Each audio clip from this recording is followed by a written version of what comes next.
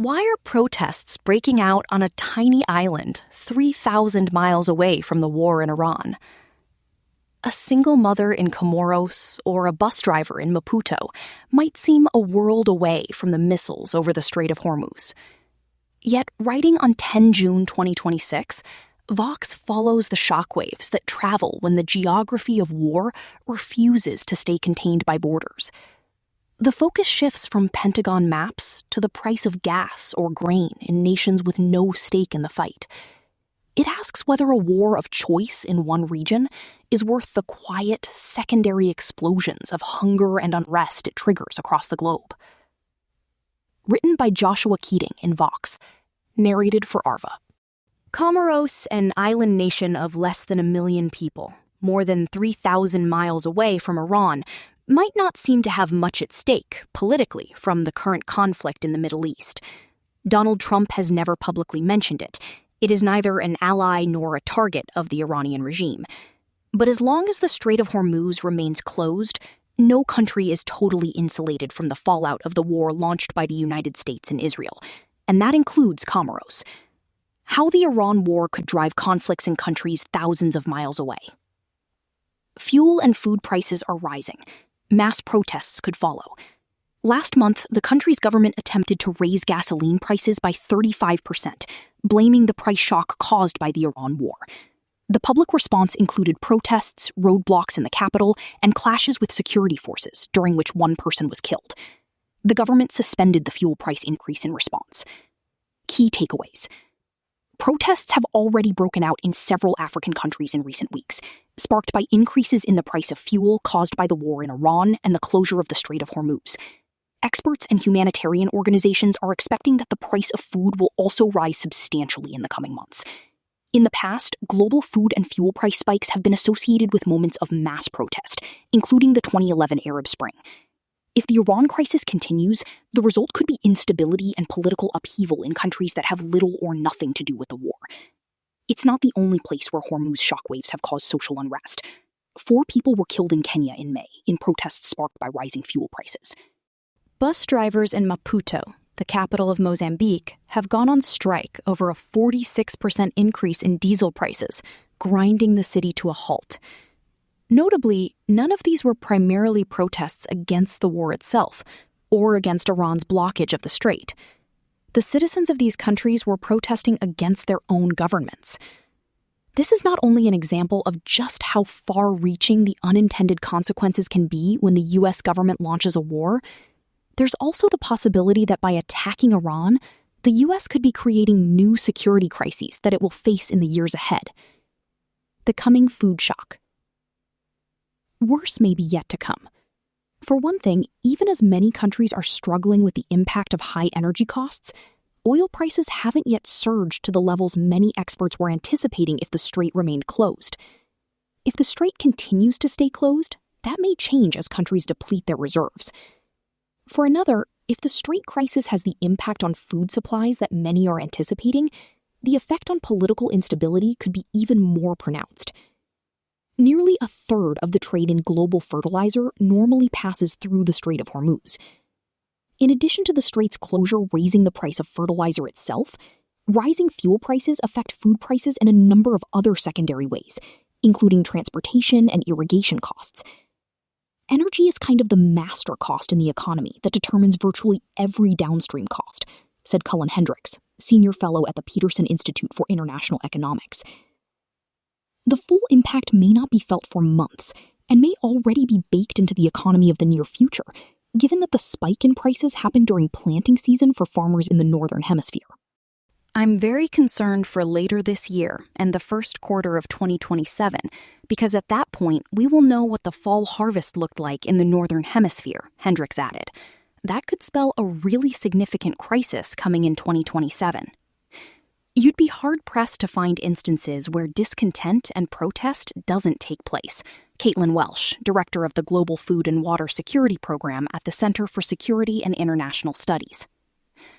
The UN's Food and Agriculture Organization has warned that the closure of the strait is not a temporary shipping disruption, but the beginning of a systemic agri-food shock that could trigger a severe global food price crisis within 6 to 12 months.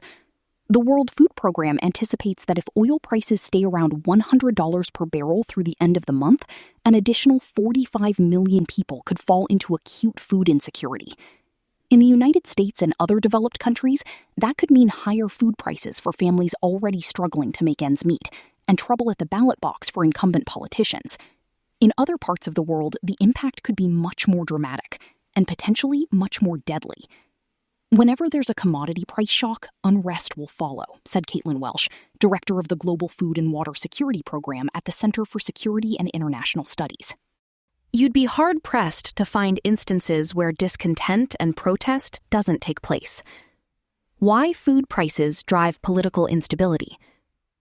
Years of research has shown that when global food prices increase, low-income countries are far more likely to experience a number of types of political instability, such as anti-government demonstrations and riots, as well as violent conflict in the form of both civil wars and interstate wars. When food and energy become unaffordable, they expose the fractures of society. Rabah Arzki, senior fellow at Harvard's Kennedy School. Price rises alone are unlikely to translate into unrest, but they can when they come on top of existing economic and political crises. It is more of a trigger, said Rabah Arzki, an economist and senior fellow at Harvard's Kennedy School. Food price increases in richer countries don't have the same effect as in a country where unemployment is high, and where grievances are also high. Kenya, for instance, has been experiencing protests against corruption and economic mismanagement for years, including a deadly round of clashes in 2024. A sharp increase in the daily cost of living can bring already discontented people out onto the streets. When food and energy become unaffordable, they expose the fractures of society. Ramah Zarak, a professor of agriculture and food sciences at the American University of Beirut. The relationship between food prices and political instability is one that's been discussed from the 1789 French Revolution to Egypt's 1977 bread intifada. But in recent years, the two best-known examples came in 2008 and 2011. In 2008, the price of commodities like wheat, rice, corn, and soybeans more than doubled due to a number of environmental and economic factors, which led to food riots and protests in more than a dozen countries in Africa, Asia, the Middle East, and Latin America and the Caribbean. Even better known is the 2011 Arab Spring, first sparked by the public self-immolation of a Tunisian food vendor. Global food prices had risen more than 40% in the months leading up to the Arab Spring. The Middle Eastern and North African countries where mass protests broke out that year were heavily dependent on imported food. It's reductive and unfair to those who participated in the uprisings to simply say that food prices caused the Arab Spring. The protests were focused on these populations' long-standing grievances against corrupt autocratic regimes. But it's fair to say that the heightened costs were one of the triggers that turned 2011 into a year of mass uprisings. A perfect storm for food insecurity. Experts say it's particularly bad timing for a global spike in food crises. The World Food Program's budget was slashed by around 40% this year, largely due to cuts in aid from the United States, which previously provided more than half its budget. A recent paper published in Science noted significant and sustained increase in conflict in the months following the Trump administration's USAID cuts in the countries that were previously most dependent on that aid. On top of that, forecasters say that this summer's El Niño climate event could be especially severe, causing droughts in some regions and excess rain in others, further stressing food supplies. Food crises have become more frequent and severe in recent years, after decades of decline, driven in large part by an increase in the number of international conflicts. The crisis could be driving conflicts for years. This is a peculiar crisis in that it started from a war that was a war of choice, Arzki said. Unlike the other crises, this is one that could be resolved. In theory, the crisis could end once Iran opens the Strait of Hormuz, though the ripple effects of the closure will be felt in energy and food markets for months. It's unclear when that will happen. Iran views the costs it is imposing on the international economy as its main source of leverage against its adversaries. In fact, however, as an oil and gas-producing country with abundant domestic food supplies, the United States is relatively insulated from the impact of the Hormuz closure. The same goes for Israel, which has little reliance on Gulf oil. The pain is being felt far more acutely in poor countries that have had nothing to do with the war. Iranians themselves are also struggling, under heavy sanctions and blockade, with skyrocketing food prices. Another mass public uprising seems unlikely during the war, but it's worth recalling that an increase in fuel prices was the proximate cause of the widespread protest movement that broke out in the country in 2019. As for the U.S., given that Trump has said that he's not particularly concerned about Americans' cost of living when it comes to his decision-making in Iran, it's hard to imagine that the struggles of countries in Africa or Asia are high on his agenda. If food insecurity in the developing world were a major priority for this administration, it would not have spent much of its first year cutting funding from the programs meant to address it. But it's worth considering that the upheavals of the Arab Spring set the conditions that led to the U.S. military intervention in Libya in 2011 and the operation to combat ISIS in Syria and Iraq 3 years later.